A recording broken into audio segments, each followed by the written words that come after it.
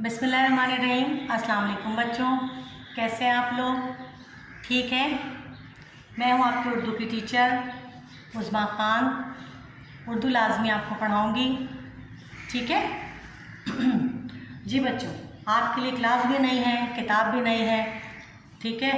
और सिलेबस बिल्कुल चेंज है 9 मैट्रिक के निस्बत, ठीक है? तो थोड़ा सा हमें अपने सिलेबस पे फोकस करना होगा। सब बच्चे उर्दू लाजमी की किताब निकाल लें।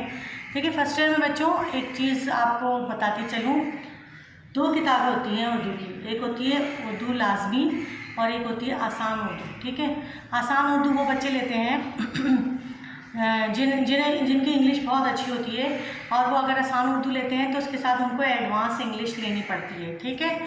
और बाकी के जो बच्चे हैं वो उर्दू लाजमी पढ़ते हैं। अगर कोई ऐसा बच्चा जिसकी उर्दू आसान जो बहुत जिसको उर्दू मुश्किल लगती है तो वो आसान उर्दू ले सकता है। जिन फॉर्म सबमिट कराने से कबल ये फैसला करना होता है, ठीक है? और आप अगर आसान उर्दू लेंगे तो लाजमी सी बात है, ईजी उर्दू अगर आप लेंगे तो लाजमी आपको एडवांस इंग्लिश लेना पड़ेगी, तभी आपको इजी उर्दू मिलेगी। हर बच्चा नहीं ले सकता, हर बच्चे को लाजमी उर्दू पढ़नी पड़ेगी, ठीक है? यहाँ तक बात क्लियर हो गई। अब मैं आपको सिलेबस के मुतालिक थोड़ा सा बताना चाहती हूँ, ठीक है? आज हमारा पहला लेक्चर है बेटा। सब बच्चे सुन लें। आप किताब को जब भी हमारा लेक्चर होगा किताब लाजमी लेकर बैठेंगे, क्योंकि किताब के बगैर जो है आपको कुछ समझ नहीं आएगा। बहुत सारी चीज़ें ऐसी होती हैं कि जब हम किताब के साथ उसको पढ़ते हैं, किताब पर फोकस करते हैं और उसको समझाते हैं, ठीक है? अगर आप किताब नहीं लेंगे तो फिर आपके लिए प्रॉब्लम होगी, सही? तो किताब ज़रूर लेके बैठिएगा। अब जिन जिन बच्चों के पास किताब है तो वो बच्चे किताब निकालें और उसकी फहरिस्त निकालें, ठीक है? ताकि मैं उसके साथ ही आपको समझाती रहूं, ठीक है? समझाती हुई चलूं, ठीक है? आप देखिए उर्दू अदब यानी कि उर्दू की किताब जो है हमारी 11वीं जमात की किताब जो है उर्दू लाजमी की, उसको 2 हिस्सों में तकसीम किया है, ठीक है? यानी कि उर्दू अदब हमारा वैसे ही 2 हिस्सों में तकसीम है। एक होता है हिस्सा नसर और दूसरा होता है हिस्सा शायरी, ठीक है बच्चों? अब आप देखिए बोर्ड की तरफ, ये मैंने बोर्ड पे मेंशन किया हुआ है, हिस्सा नसर और हिस्सा शायरी, ठीक है? हिस्सा नसर में हमारे पास क्या क्या है 11वीं जमात की किताब में? नसर हमारे पास में, नसर में क्या क्या है हमारे पास? मज़ामीन है, नावल है, तंज़ो-मिज़ाह है, सफ़रनामा है और खुतूत है, ठीक है? ये हिस्सा नसर में हमारे पास ये चीज़ है। हिस्सा शायरी में हमारे पास क्या है? हमदुनात है, मंजूमात है, मंजूमात नज़म की जमा को कहते हैं, ठीक है? और गज़लियात है, ये हमारे पास शायरी में है, ठीक? अच्छा, ये हिस्सा नसर क्या होती है बच्चों? पता होगा आपको, जो पैराग्राफ की सूरत में लिखी जाती है वो नसर होती है।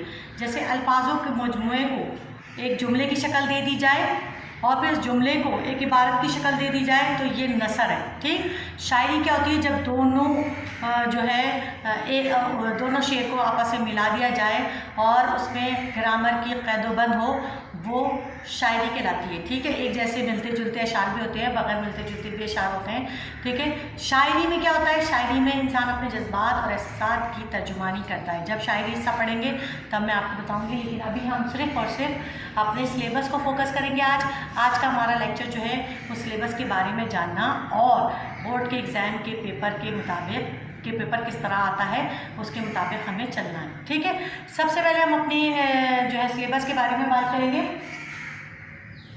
तो बच्चों फहरिस्त निकालिए, आपको बताऊं कि हमें किस तरह चलना है। देखिए फहरिस्त में हमारे पास आ रहे हैं मज़ामीन, नावल, तंज़ो-मिज़ाह, सफ़रनामा और खुतूत, ठीक है? नसर में हमारे पास शायरी में ये सब चीज़ें, ठीक? अब क्या है, जैसे अगर हमने एक मजमून पढ़ा, सही, एक मजमून पढ़ा तो अब हम उसके बाद दोबारा मजमून नहीं पढ़ेंगे। हम हिस्सा शायरी में से एक नज़म या गज़ल या हम या नात, इनमें से कोई चीज़ एक पढ़ लेंगे, ठीक है? अब क्या होगा, अगर हम सिर्फ और सिर्फ नसर पढ़ते रहेंगे तो फिर हम नसर से उकता आ जाएंगे। इसलिए लिहाजा हम एक नसर पढ़ेंगे, एक नसर में से मजमून पढ़ेंगे, एक नावल पढ़ेंगे या खुतूत में से कोई एक चीज़ पढ़ेंगे, तो फिर हम उसके साथ एक एक नज़म और एक एक गज़ल भी साथ साथ पढ़ते जाएंगे, ठीक है? इस तरह हम अपने सिलेबस को आगे बढ़ाएंगे, ठीक है?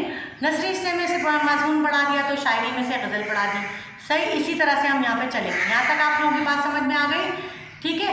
नसर में हमारे पास कितने मजमून है? 7 मजमून है। नावल हमारे पास 3 है, तंज़ो मिज़ाह में से 3 मज़मून है, सफ़रनामे हमारे पास 2 हैं और खुतूत भी हमारे पास 2 हैं। ठीक, जबकि शायरी हिस्से में से हमारे पास हमदो नात के अलावा 7 मंजूमात हैं। मंजूमात से मुराद नज़में, ठीक है, और इसमें 8 शायरों की जो है 2-2 गज़लें। ठीक, अब 2-2 गज़लें हैं, हम एक एक गज़ल पढ़ेंगे, फिर इसके साथ हम आगे बढ़ते जाएंगे। ठीक है, इसके बाद सबसे पहले हम अभी क्या करते हैं, गज़ल याद तो पढ़ेंगे, उसके बाद समझ में आ जाएगा। ठीक है, अब हम अपने पेपर की तरफ आते हैं कि बोर्ड पेपर हमारा किस तरह से आता है। ठीक है, बोर्ड का पेपर हमारा किस तरह से आता है बच्चों। सबसे पहले मैं आपको थोड़ा सा देखिए मुख्तसरन बताऊंगी, क्योंकि आप जो है कंफ्यूज ना हो जाएं पेपर आने से पहले कि पेपर में इतना कुछ आता है।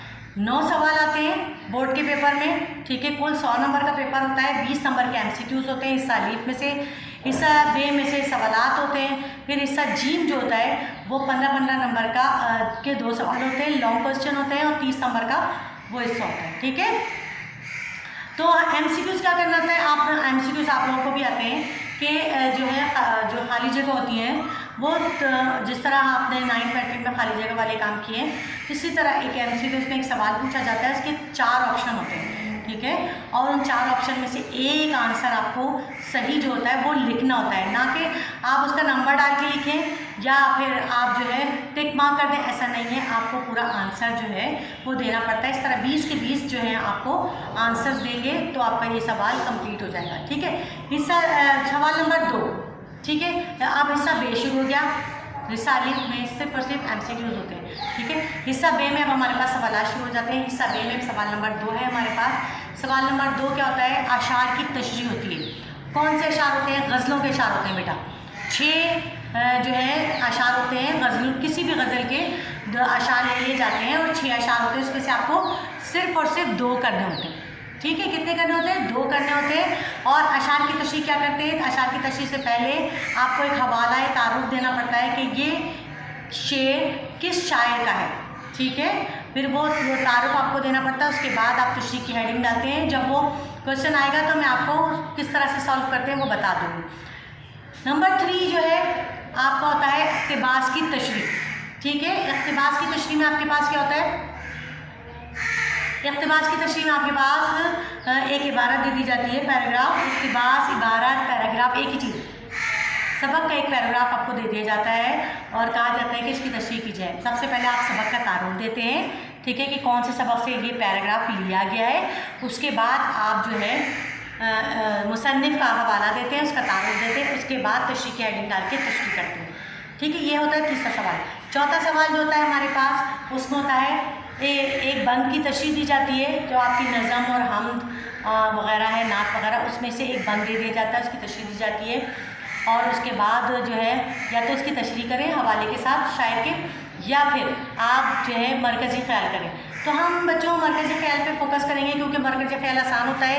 एक पैराग्राफ की शक्ल में मरकज़ी ख़्याल लिखा जाता है और शायर का हवाला दिया जाता है, तो ये सवाल ज़्यादा आसान होता है, इसलिए हम मरकज़ी ख़्याल करेंगे। ठीक है, 5वां सवाल होता है सबक का खुलासा और मुसन्निफ़ के हवाले के साथ। जितने भी सबक आपके हैं इसमें आपकी किताब में, उसमें से किसी एक मज़मून का खुलासा आपको लिखना होता है, जो ज़्यादा आसान होता है। और इसमें जो है मुसन्निफ़ का हवाला भी दिया जाता है, प्लस आपको इसके आखिर में हर पे आखिर पे एक हेडिंग डालनी होती है कि आपने इस पूरे सबक से क्या सबक हासिल किया, आपने क्या समझा इस सबक से। ठीक है, वो लिखना होता है। ठीक, और इसमें एक ऑप्शन और होता है, इसमें एक ऑप्शन होता है कि या तो फिर आप खुलासा करें या फिर आप सवाल जवाब करें। जो सबक के नीचे दिए गए होते हैं सवाल, उनमें से आपको सिर्फ और सिर्फ 2 सवाल के जवाब देने होते हैं। अगर आप, लेकिन मसला ये क्या होता है कि कभी कभी वो आपको समझ नहीं आता कि कौन सा सवाल आ जाए, सवाल ज़्यादा होते हैं, खुलासे कम होते हैं, लिहाजा आप खुलासे पे फोकस करेंगे तो खुलासा आपका ज़्यादा अच्छा होगा। ठीक है, फिर होता है क्वेश्चन नंबर 6, जिसमें आता है आपके मुहावरों का। क्वेश्चन नंबर 6 में आता है ग्रामर, कवायद। उसमें आता है कि किसी एक असनाफ की तारीफ़ करें, 2 असनाफ की तारीफ़ कीजिए, मतलब 2 की तारीफ़ करनी होती है, रदीफ़, काफ़िया, तलमी, तशबीह, इनमें से 2 की तारीफ़ करनी होती है मिसाल के साथ। सही है, वो आप करते हैं। जब जैसे जैसे क्वेश्चन आते जाएंगे मैं आपको बताती जाऊँगी। अभी सिर्फ बोर्ड के पर्चा से बता रही हूँ कि क्या क्या चीज़ें आती हैं, ठीक है। उसमें या तो उसमें भी एक ऑप्शन होता है, आप या तो अस्नाफ की तशरीह करें या फिर आप उसमें आपको गज़ल याद के अशार याद करने होते हैं। कोई 2 गज़ल याद में से अशार लिखिए, 2 अशार लिखने होते हैं, 2 जो है शायरी, ठीक है। फिर आता है सवाल नंबर 7। सवाल नंबर 7 में आपको करना होता है अस्नाफ़े सुकन कि जो अस्नाफ़े सुकन दी जाती है, जैसे हम, नात, नज़म, मज़मून, इन सब में से किसी मतलब किसी एक की तारीफ़ करें, 2 की तारीफ़ करें मिसाल के साथ। उसकी मिसालें भी दीजिए कि आपने उसमें क्या क्या समझा है, उसकी मिसाल दीजिए। जैसे नज़म की तारीफ़ की तो नज़म की एक शेर लिख दिया गया, नात की तारीफ़ की तो नात का एक शेर लिख दिया गया, ठीक है। इसमें भी एक ऑप्शन होता है। इसमें ऑप्शन क्या होता है, इसमें एक ऑप्शन होता है कि आप या तो अस्नाफ़ की तशरीह करें या मुहावरे लिखें, ठीक है। मुहावरे लिखें, मुहावरे बनाना आते हैं ना, सिट्टी गुम हो जाना, ठीक है, बाग बाग हो जाना, इस तरह इसके मुहावरों के जुमले बनाए जाते हैं। ये ज़्यादा आसान है, 7 होते हैं, इनको आराम से आप लिख सकते हैं, ठीक है। या अगर आप ग्रामर क्वेश्चन करना चाहते हैं तो ग्रामर क्वेश्चन कर लीजिएगा, जो भी मसला है। अब आता है हिस्सा जीम, जो हमारे पास 8 और 9 सवाल है, वो हिस्सा जीम में आते हैं। 15-15 नंबर के सवाल हैं। ये 15-15 हेडिंग के क्वेश्चन है बेटा, लॉन्ग क्वेश्चन है, एक सवाल 15 नंबर का है। इस पर फोकस करेंगे तो आप जो है ज़्यादा नंबर हासिल करेंगे। 15 हेडिंग का ये सवाल इस तरह होता है कि पहला जो होता है 8वां सवाल होता है शायरों के कलाम पर तबसरा आता है, ठीक है। शायरों के कलाम पर तबसरा, उसमें आपको क्या करना होता है शायरों के कलाम पे तबसरे में तारुफ के साथ फिर जो है आपको 11 से 15 हेडिंग आपको लिखनी होती है और आखिरी हेडिंग होती है नाक़दीन की आरा, जिसमें आपको बताना होता है कि इन शायर के बारे में जो तनकीद निगार उन्होंने क्या कहा है, ठीक है। फिर आता है हिस्सा सवाल नंबर 9। सवाल नंबर 9, इसमें आता है नसर निगार पर तबसरा, ठीक है। जो आपके जितने भी मुसन्निफ़ आपकी किताब में मौजूद हैं उनकी जो है नसर निगारी पर तबसरा आता है। वो भी 10 से 12-15 हेडिंग का क्वेश्चन होता है, ठीक है। और उसमें भी पहला तारुफ लिखा जाता है, उसके बाद आखिरी हेडिंग नाक़दीन की आरा होती है। लेकिन इसमें एक ऑप्शन होता है हमारे पास, या तो आप ये 15 हेडिंग वाला क्वेश्चन करें या फिर आप मज़मून लिखें, ठीक है। लेकिन मज़मून का ऐसा होता है कि कभी भी जो है ज़रूरी नहीं है कि आपने जो मज़मून याद किया हो या जब आपको मज़मून आता हो वही आ जाए, मज़मून हट कर भी आ जाता है। लिहाजा हमें इस सवाल पे फोकस करना होगा जो हेडिंग वाला, ठीक है। यहाँ तक आप लोगों को बात समझ में आई? मैंने पूरा पेपर आपको बता दिया, ठीक है, कि बोर्ड का पेपर किस तरह से आता है, ठीक है। और मैंने आपको किताब से सिलेबस भी समझा दिया कि किस तरह से हमें अपने सिलेबस को लेकर आगे बढ़ना है, ठीक है। फहरिस्त से आप लोग देखिएगा कि हम जो है स्टार्टिंग में जैसे हमने 2 सबक पढ़ लिए, तंज़ो-मिज़ा में से एक ले लिया, नावल भी एक ले लिया, ठीक है, एक ख़त ले लिया। इस तरह से हमने अपना सिलेबस पढ़ा। शायरी में से हमने 3 नज़में ले ली, ठीक है, 3 गज़लें ले ली, एक नात और हम ले ली, ठीक है। फर्स्ट टर्म का मतलब सिलेबस जो हमारा मिक़ात अव्वल का ये हो जाएगा। इसी तरह से हमें आगे बढ़ना है। अगर आपको बच्चों कोई बात समझ में नहीं आई हो तो मुझसे रब्ता कर सकते हैं, और जो है अगले जो है हमारे लेक्चर में मैं आपको जो है पहला हिस्सा है नसर में से पहला सबक जो है नसर में रस्म व रिवाज की पाबंदी के नुकसानात वो पढ़ाऊँगी और समझाऊँगी। लिहाजा आप लोग तमाम बच्चे जिन्होंने बुक नहीं ख़रीदी है या जिनके पास अभी तक बुक नहीं है वो बुक ख़रीद लें, क्योंकि जब हम इबारत पढ़ेंगे तो उसके लिए बुक आपको लाजमी चाहिए होगी, ठीक है। अब मुझे इजाज़त दीजिए अगले लेक्चर के लिए। अल्लाह हाफ़िज़।